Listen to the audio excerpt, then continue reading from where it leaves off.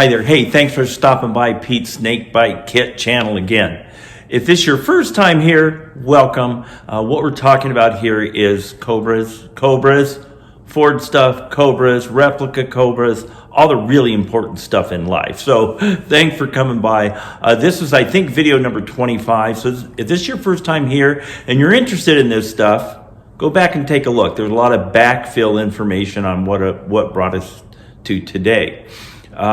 The car's here, right? And you guys and gals that have been looking at these videos, you know I've been waiting for that thing there. And you can get a shot over here. Here's the body and the tires, all kind of stuff. But not everything is here.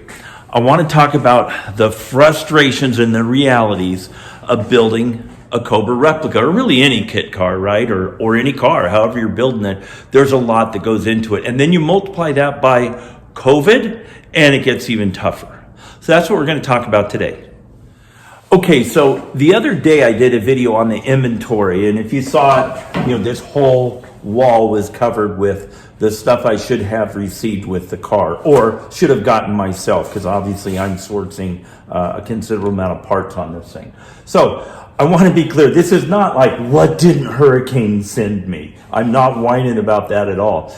This is a very complicated thing, getting all these pieces together, even for a simple car like a Cobra with no windows, no power seats, no seat heaters, not a lot of onboard computer stuff and so on. There's still got to be 3,000 or 4,000 pieces altogether. So anyway, I just want to go through the list and talk about some of these realities, right? There's some minutia little things that Hurricane needs to get me. The ball joints, there's 4 ball joints, uppers and lowers, same part number. 2 of them fit fine. 2 of them, I'm guessing, were misboxed, so obviously they're taking care of that. Trans brace is at powder coat still. They're waiting for their vendor that does a powder coat. Nobody's fault, it's just they're behind like so many businesses out there. The headers and the side pipes, they're at ceramic coat, right? They built them to the car, which is a really nice feature that Hurricane does. They're built to match my car and be parallel and so on.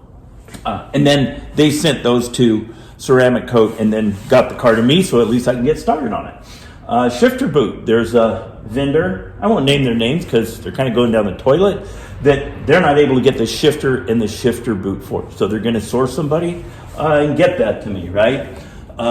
This is a continued list of those guys, the hinges. They're at powder coat still, right? Hinges for the hood, for the trunk, for the doors, the door pockets, sun visors, and wind wings. I decided I wanted those to get them from them at the last minute, so they didn't have them. Like, that's not their fault. That's Pete deciding on the 12th hour, going, hey, can you get me these? So, right, the calipers and rotors are coming from Wellwood, and usually Alex is telling me it takes about 4 weeks. Well, it's been more like 12, and they don't have them. So Wellwood's behind, puts Hurricane behind, put Pete's Snakebite Kit project behind. It's just one of the realities. The third member, I wanted to go with a 355 gear ratio when I ordered this thing months ago. Again, halfway into this, me obsessing and rethinking and overanalyzing this thing, I said 370. Great, you've got to order that one, and so on and so on. The gauges, I wanted to use Smith gauges. A 427 Cobra came with Smith gauges and it had a Lucas ammeter. These guys, Nossinger, are the only importers in America of Smith gauges. So they have like the part number that came in the car. So they look kind of cool. And then these are all Smith and the ammeter is Lucas. They sent them to me. I had 2 fuel gauges. I had 1 ammeter. So I called them there. Yeah, we'll take care of this. Well, guess what? It's been almost 2 months and Smith hasn't gotten these guys another ammeter. So I'm sitting waiting for that. Again, I'm not blaming these guys, it's just the reality of getting a bazillion parts together, right? Here's Pete's list, right?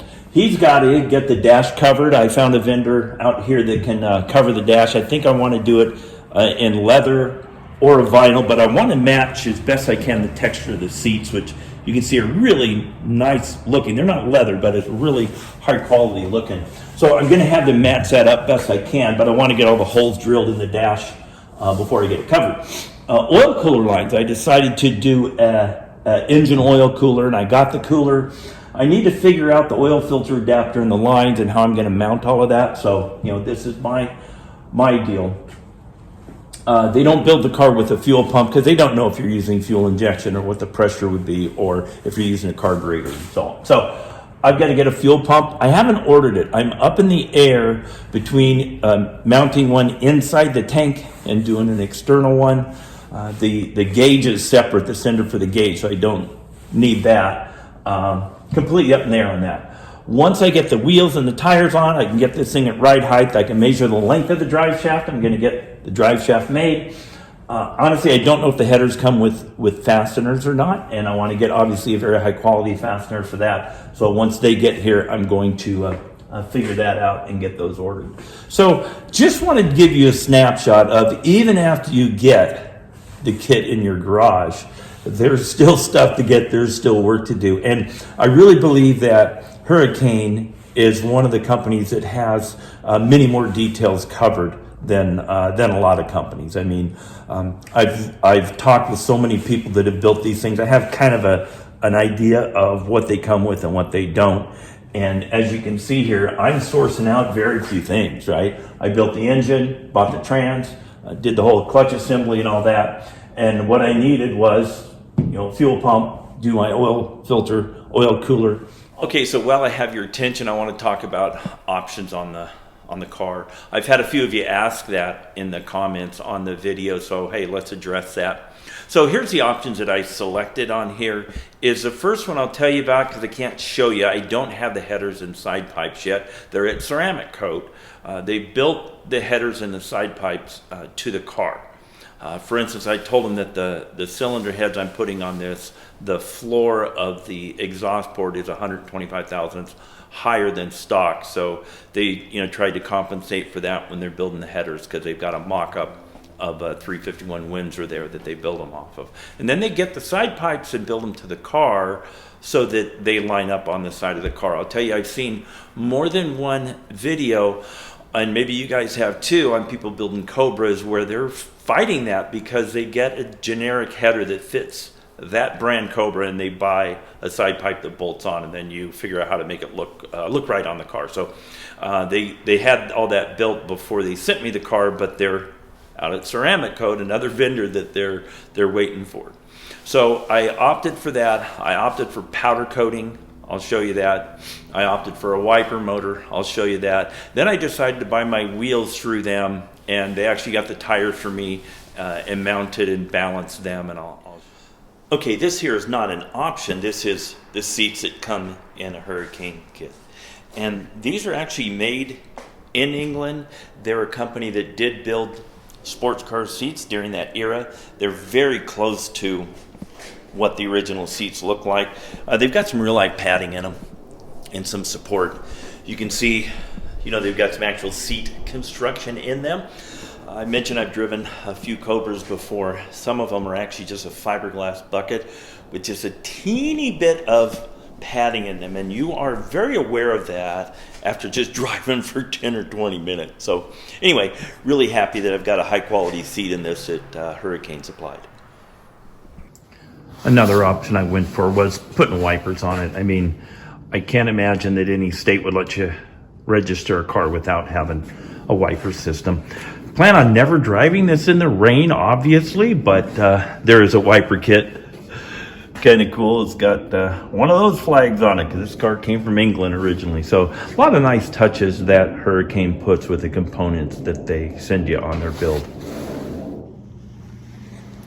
Another option I went for was getting the frame powder coated. You can get the frame bare, or you can get it painted, or you can get it powder coated. I went for the powder coat. And then the other thing they did was powder coated a lot of other Enchechapis with it. So the suspension components are powder coated where it's appropriate, the roll bar and so on. But a really nice powder coat. I haven't had a lot of stuff powder coated before, but it's nice and shiny. I bumped it by accident in a couple places, and the powder coat's definitely very durable, I gotta say. So I think that's a nice touch. I wanted to go ahead and spend the money on that. Okay, here's another option I picked was I bought the tires and wheels from them. These are from Vintage Wheels in there. Of course, a replica of the Hellebrands that came on the car. And then they'll have real knockoffs, you can see, because there's no holes for lug nuts. And like any hot rodder, I like cars that are low, the lower the better. So I mocked this up with tires just sitting there and the body sitting on the tires. Of course, you can't have it this low in real life, which is kind of a bummer. Anyway, that's one of the options I got, was those tires and wheels. Okay, I want to tell you one other thing. Through just some dumb luck, I ended up in Pete Brock's shop. So Pete Brock is a guy who designed the Daytona Coupe. He was a designer on the C2 Corvette, the Stingray, went on to design some stuff for Datsun and their racing program. He actually designed the paint scheme and livery on the GT350s. I mean, this guy is literally a world-class car designer. And he had some Shelby Cobra books and posters and stuff I wanted to look at. So I go over to the shop. I start talking to the guy who works there, a really nice guy, and I'm asking him just some total nerd Cobra stuff. He's like, you know what? Pete's going to be back from walking his dog in a few minutes. That Pete Brock. So I'm there. He comes in with his dog. He says hi, and we start talking about Cobras. I mentioned that, you know, I'm building a replica, and literally the coolest guy, like sharp as a tack. I think he's 84 years old. Just wants to talk about cars. He's like us. He loves cars. So he's asking me, you know, about my car, and just really nice and gracious person. And I, you know, tell him some details. One of the details I told him was that he wanted to know what kind of wheels I was putting on. I told him, you know, they're the vintage replicas of Hellebrands, and that I had them powder coated black. And just without even thinking, he says, what you need to do is you need to make sure that the lip of the wheel is either polished or machined, so you're not looking at a black wheel on a black tire and it just looks like a big black hole. Well, at this point, those wheels and tires were in a truck on the way to my house, and they were all one piece black, right? So I will never be able to look at the wheels on my car. I love the way they look. Black wheel, black tire, it's fine with me. But I will never be able to unhear Pete Brock saying, I shouldn't have done it that way. Because every time I look at him, that's what I think of. Okay, so then Pete Brock goes back to what he's doing, and the guy in the showroom and me are, you know, talking about more cars. He's building an old Z car with a Chevy LS in it, which is a pretty cool project. And then he says, oh, by the way, do you want to see Pete's car? Like, duh. So we go out in the shop, and it's a Superformance. So Pete Brock helped Superformance design their Daytona Coupe. Like, who better to help with that?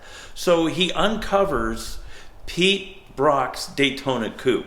Now, as that's sinking in, I'm standing there taking a picture of Pete Brock's Daytona Coupe. It wasn't one of the original cars, but it is, you know, one that he helped design with Superformance. Had a lot of nice, cool special touches on it, and I'll send a clip of that picture here too. But nice to have dumb luck sometimes. You guys, I hope you enjoy these videos. There's going to be a lot more coming. Subscribe if you want to see this stuff and listen to me babble and see me do the fun stuff. And I'm going to show the frustrating stuff on my car as it goes along. I want you to experience what it's like, so when you build your kit, you'll know what it's going to be like. Hey, thanks for watching. See you later.